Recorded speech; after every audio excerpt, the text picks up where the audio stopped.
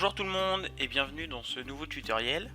Donc aujourd'hui on va parler de cross-compilation et de comment exécuter nos programmes sur notre JSON. Donc pour ce qui est de l'IDE, donc j'utilise Nsight. Donc en fait c'est l'IDE Eclipse, mais on va dire modifié par Nvidia pour qu'il y ait par exemple les options propres à CUDA. Donc on choisit son workspace. Donc le workspace, ça va être là où va être enregistré donc vos différents fichiers sources et vos codes. Et je vous conseille d'avoir un workspace par projet. Donc voilà, on voit que l'IDE démarre. Donc une fois que vous arrivez sur votre IDE, donc on va créer un nouveau projet, donc un projet CUDA, donc en C++. Ensuite, on va importer pour l'instant un exemple. Donc vous choisissez le nom. Donc, moi je vais prendre le même exemple que lors de mon dernier tutoriel, donc à la fin avec l'Océan FFT. Donc voilà, j'ai mis un nom Ocean Project. Ensuite, vous vérifiez bien qu'il y ait le toolkit et vous pouvez faire Next. Ensuite, donc vous choisissez votre projet. Donc moi, il est dans Simulation Open Océan FFT. Ensuite, ces options-là vous permettent en fait d'être configurées en fonction de la carte que vous avez. Donc, si vous avez comme moi une TX1, c'est entre la version 5.0 et 5.3. Pour la version 6, c'est pour la TX2 et en dessous, je crois que c'est pour la TX1. Dans tous les cas, toutes ces informations sont sur en fait une page web du site Nvidia et que je mettrai en description. Donc ensuite, vous pouvez faire Next. Ici, alors, ici c'est pour faire la connexion en fait entre votre carte et votre PC de développement. Donc, vous pouvez donc cliquer sur Manage. Donc ici on voit que j'avais déjà fait une connexion préalablement. Donc si vous faites Add, dans Hostname, vous notez l'adresse IP de votre JSON. Donc pour ça vous faites un ifconfig, vous récupérez l'adresse IP, le username c'est le nom de votre JSON, donc moi c'est Nvidia. Vous faites finish. Ensuite, donc l'architecture CPU, donc vous laissez native, et pour la Nvidia, au niveau de l'architecture, moi c'est du H64, mais si vous avez une TK1, ça sera du ARM. Donc ensuite finish. Donc là, donc vous avez votre projet avec les différents fichiers. Donc important, il faut activer la synchronisation. Comme vous voyez, je viens de le faire. Donc clic droit, synchronize, activer la synchronisation. Vous tapez ensuite le mot de passe de la carte. Donc une fois que ça c'est fait, vous recliquez sur donc, propriété, synchronize, et là vous l'activez. Donc une fois que c'est fait, vous pouvez cliquer sur build.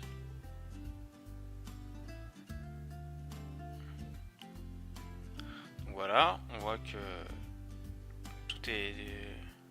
tout s'est bien passé. Ensuite, run as, remote. Donc là vous vérifiez bien que donc en connexion remote il y a votre carte. Et donc là le remote executable, ça sera là où va être sauvegardé vos fichiers.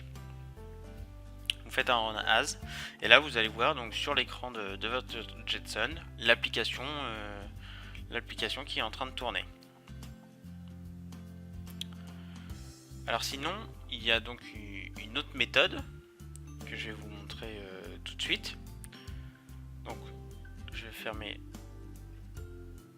ce projet.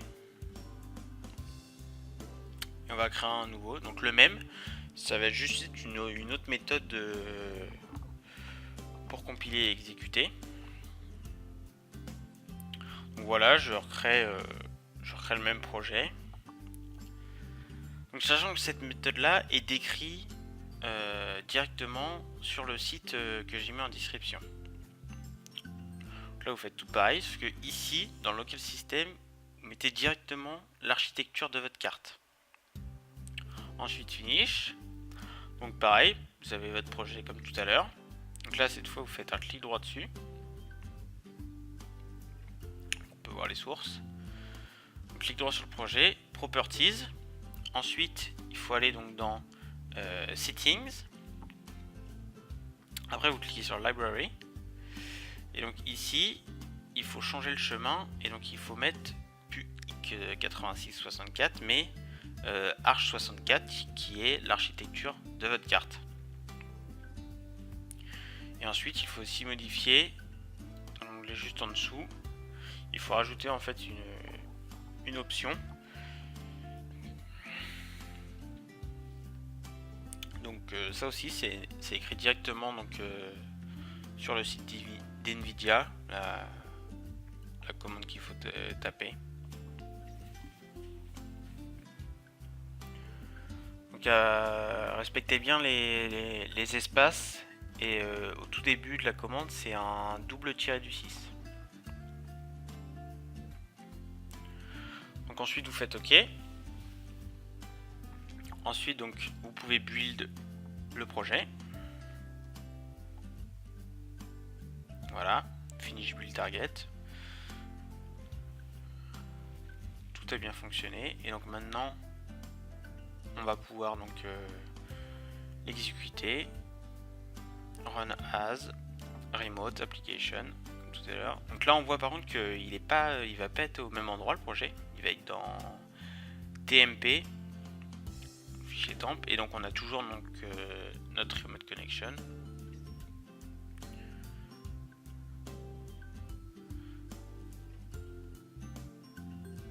Voilà, et donc là l'application s'exécute sur l'écran de votre Jetson. Alors par contre avec cette méthode, il faut faire attention à un point, c'est que si votre application a besoin de data, en fait, il va falloir importer ces datas dans le fichier TMP qui a été créé. Sinon vous pouvez avoir une erreur. Donc, comme on voit là à l'écran, error unable to find GLS, parce que en fait là j'ai enlevé les fichiers data sur la Jetson. Donc pour les transférer, soit vous les passez donc par carte SD ou par un système d'envoi de fichiers. Alors vous pouvez aussi passer donc en mode debug. Vous cliquez en haut à droite donc sur le debug, et par contre pour exécuter il faut cliquer donc sur l'espèce de petit scarabée et pas sur l'espèce de flèche verte.